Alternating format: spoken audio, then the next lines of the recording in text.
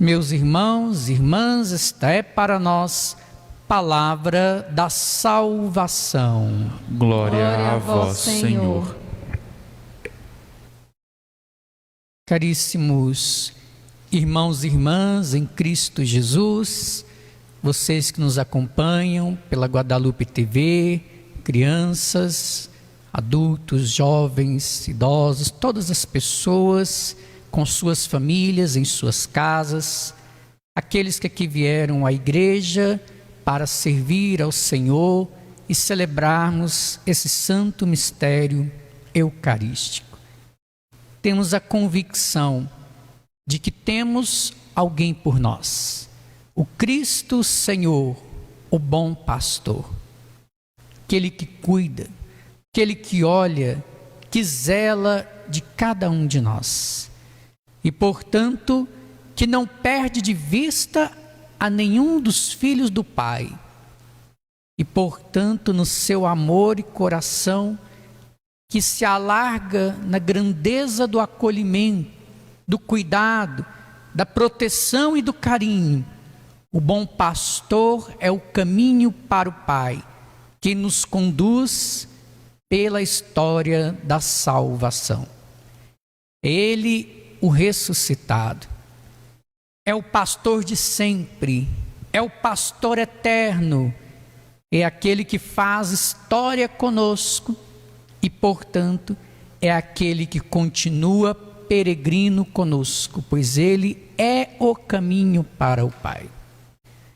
E na jornada da vida e da história, somos chamados a reconhecer a sua voz. Porque a ovelha conhece a voz do pastor e o segue. Somos chamados a reconhecer a voz do pastor ressuscitado, Cristo Senhor, que chama cada um de nós para discernir entre vozes e ruídos, entre muitas falas, qual e como o Senhor, o pastor, fala a cada um de nós. Pois segui-lo é o caminho que nos conduz ao Pai. É o caminho da vida, é o caminho da ressurreição, é o caminho da felicidade plena, é o caminho dos irmãos que se reconhecem na fraternidade da vida cristã. E no caminho, porventura, podemos sentir cansados algumas vezes. Podemos sentir que a jornada pode pesar, sentir os desafios de cada dia. Não diferente nos parece que diante da recomendação da OMS, do Ministério da Saúde, e a nossa igreja que se faz atenta a esse aconselhamento e pedido do isolamento social, que a CNBB ainda insiste que devemos continuar, devemos zelar uns pelos outros, valorizar o dom da vida, pois simplesmente no Brasil estamos chegando ao pico, quando muitos querem afrouxar o isolamento social. É quando nesse mês de maio, mês dedicado a Maria, a quem nós queremos a ela suplicar a intercessão, a quem queremos pedir que nos ajude, como ela apontou nas bodas de Caná, a quem deveríamos seguir e fazer o que ele dissesse, possamos pedir a sua intercessão, para seguir e fazer o que o bom pastor nos indica e o caminho que ele nos aponta. E o Senhor confiou os pastores da igreja, em primeiro lugar os bispos, depois chamou a nós padres como cooperadores dos bispos, chamou os diáconos para servir especialmente aos mais pobres e necessitados, para que possamos nós poder ajudar a indicar o caminho do Cristo Senhor, o bom pastor. Escutar a sua voz, segui-lo e trilhar com Ele nesse caminho. E a igreja, portanto, no Brasil, continua a nos orientar que é preciso continuar com o isolamento social, porque essa se mostrou a melhor forma de enfrentamento ao coronavírus até o momento. E quando nós estamos chegando no ápice da manifestação do vírus, é quando devemos estar mais vigilantes, como o Senhor nos pediu. Orai e vigiai. Quando devemos estar ainda mais atentos e servir-nos dos meios que Deus mesmo nos diz, porque é Deus quem dá a inteligência e é Deus quem concede as condições para nos apontar o caminho que hoje nos parece o mais aconselhável, o isolamento social. No entanto, o que sentimos é que as pessoas estão já vivendo um cansaço.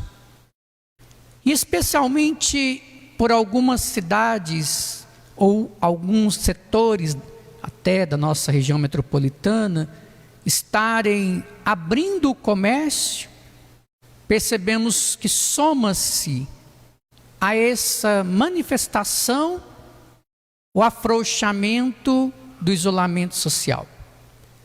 Soma-se também uma certa irresponsabilidade, pois ao passarmos a deslocar para lugares necessários, tantas vezes como não tem como, quando a gente precisa realmente sair de casa, a gente observa um movimento assustador. A gente observa com preocupação.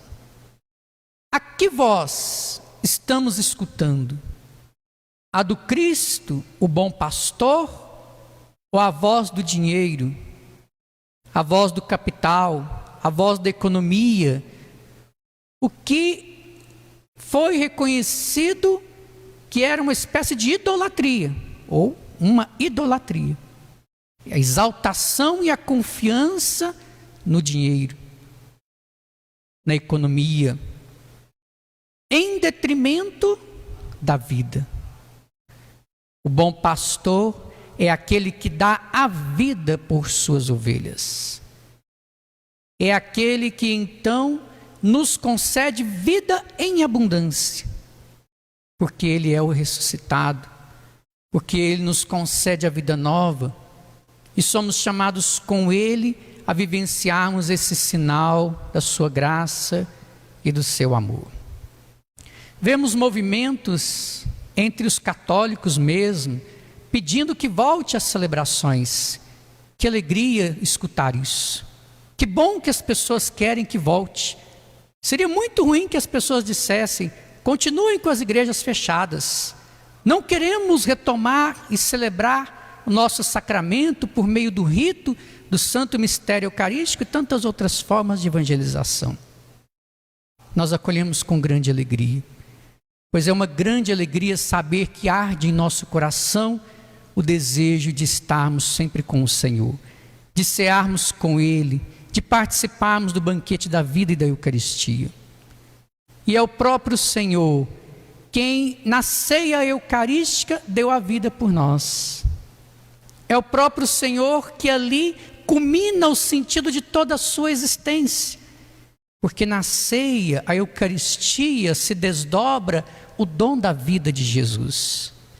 Então Jesus não celebra um ato meramente ritual, Jesus celebra uma entrega, Jesus celebra o sentido da sua vida, Jesus celebra conosco o dom da acolhida ao mais necessitado, ao enfermo, ao caído. A Eucaristia, então, é um mistério de comunhão com toda a realidade que o Cristo Senhor abraça. Então, não se limita a um rito. O rito é o lugar especial, condensado do encontro, da fé irrenunciável, mas nele passa e nos leva a esse encontro que transpõe barreiras. E, portanto, o Cristo Senhor, que em primeiro lugar cuida da vida, nos chama nesse momento a cuidar da vida. E nos chama assim, para que tenhamos o cuidado. E para esse cuidado, possamos vivenciar o que no momento é melhor acolhermos com prudência e com sabedoria. A igreja continua a insistir, ainda não é o momento. O comércio não é o critério para nós. A palavra de Deus sim é o critério. O Cristo Senhor é quem devemos escutar. Só por essa porta encontramos salvação. Nós queremos, e muito, caros irmãos e irmãs, não voltar ao que era, repito, porque o que era precisa ser revisado. Queremos retomar a nossa novo normal, como tem muitos dito aí, porque tem que ser com um novo significado. Tem que ser marcado por novas pessoas, especialmente marcadas pelo encontro com o ressuscitado. E eu quero especialmente, tenho certeza também que o Padre Júnior deseja ardentemente que a gente possa reencontrar os fiéis de nossa paróquia, celebrarmos a fé, o encontro de cada dia, a partilha, a oração, as ações missionárias, evangelizadoras, acolher as nossas crianças. Que grande graça, que alegria ver a igreja pelas crianças que vêm acompanhadas das suas famílias. É uma bênção, é uma alegria tamanha que nós não conseguimos explicar. Mas eu quero que nós possamos, com a graça de Deus e no tempo oportuno, voltarmos. Porque compartilho com vocês até de uma dor que me parte ao coração. Após essa Santa Missa, eu irei ao cemitério fazer uma exéquias. Para quem não sabe, exéquias é uma oração que fazemos aos mortos. E vou para poder ali com a família enterrar uma pessoa conhecida.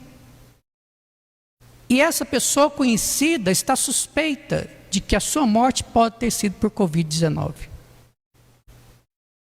Então, meu caro irmão, minha cara irmã, especialmente você, que nem sempre tem conseguido guardar o isolamento social, nem sempre você que tem entendido tão bem que ainda precisamos dedicar mais esse tempo e mais esse esforço para voltarmos a celebrar, para voltarmos a nos encontrar e não com o critério do comércio.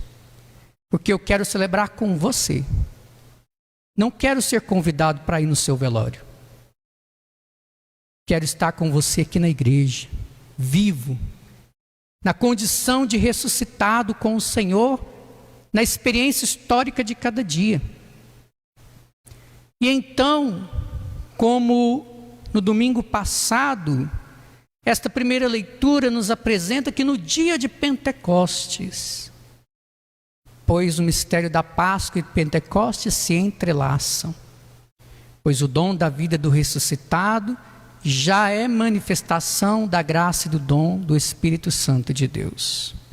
Pedro, portanto, por meio de Lucas, quem nos concede este livro, nos apresenta novamente o querigma de nossa fé, como o Padre Júnior bem nos lembrou no domingo passado.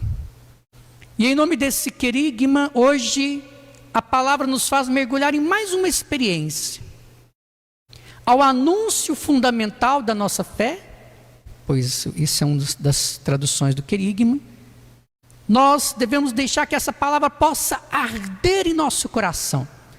A palavra ainda vai mais além, como rasgar o nosso coração do desejo ardente e vivo de vivermos e acolher esse santo mistério.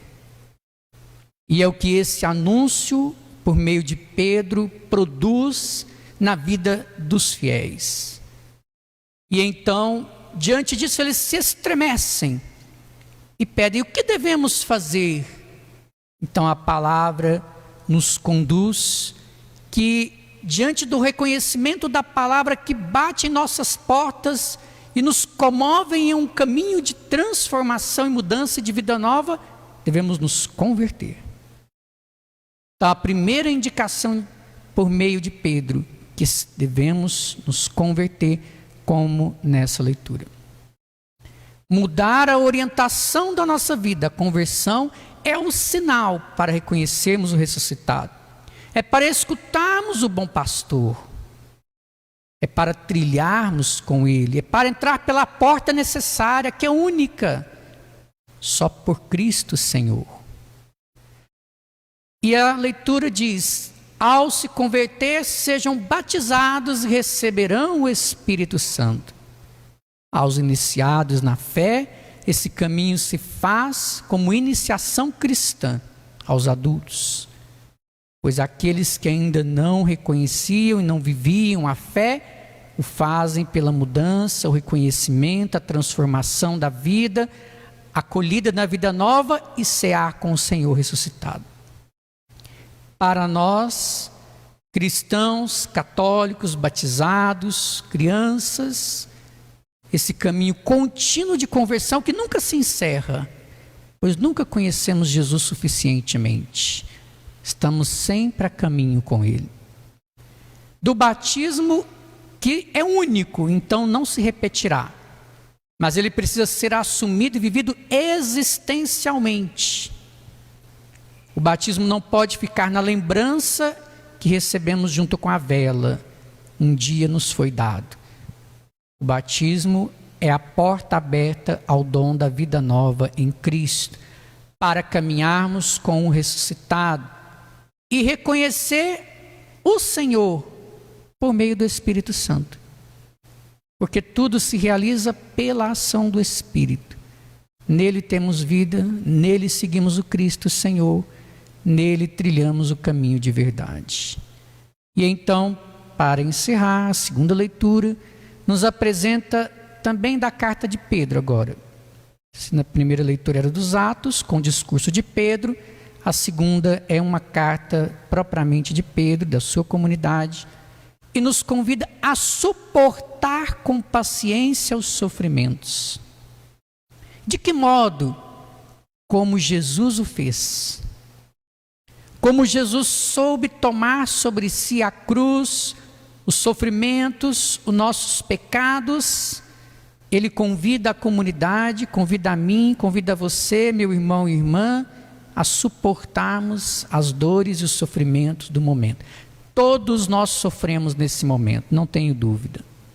Sofremos por não vir à igreja, sofremos por não ter a nossa vida no dia a dia conforme a gente estava habituado. Sofremos porque as questões financeiras impactam a todos nós. Todos nós temos que abrir mão, temos que renunciar, alguns passando ainda mais dificuldades. Todos nós sofremos. Mas o Senhor nos convida a viver essa experiência para que sejamos voltados e reconhecer o pastor que guarda as nossas vidas, as vossas vidas. Voltados a reconhecer esse pastor que o Evangelho nos fala, o bom pastor, o verdadeiro profeta. Pois se o Evangelho nos fala do bom pastor, como o próprio Evangelho explica, houveram muitos outros que não foram bons pastores. Se Jesus, então, reconhecemos, é o profeta, há e houveram muitos falsos profetas. Muitos pregando doutrinas enganosas, ao apontar também um caminho que realmente não conduz à vida e vida plena. Por isso, o caminho da vida é o caminho de reinventar, é o caminho da graça de Deus. Então não é o caminho de voltar ao que era, mas é o caminho da vida nova. E cada um, diante da sua dor, do seu sofrimento, possa viver com a esperança do ressuscitado. Então, se você tem que abrir mão de algo, como cada um de nós precisa abrir mão, tem que apertar as contas, porque a situação financeira realmente aperta para todos, que isso nos torne mais solidários. Que isso nos leve a reconhecer o que de fato é fundamental em nossa vida e nossa relação com os outros. Que você, que é micro, pequeno, que é grande empresário, que também tem a sua realidade administrativa, econômica afetada, tenha o olhar do Cristo Senhor. Não pense só nos números, só no acúmulo, faça desse desafio, que também pesa sobre você, eu tenho certeza, faça uma oportunidade. Olhe o que é possível, mas olhe para as pessoas. Olhe para os filhos de Deus, que têm família como você tem, como seus empregados têm, como nós temos. E possamos nos unir numa rede de fé e solidariedade todos. E que o Senhor nos conceda a graça de acolher o bom pastor. Que no início desse mês mariano, ela, que em tudo se colocou obediente, que em tudo reconheceu a voz do bom pastor, nos ensine, Maria Santíssima, por intercessão de Nossa Senhora de Guadalupe, a podermos reconhecer o Senhor, a única porta, a porta que conduz ao Pai.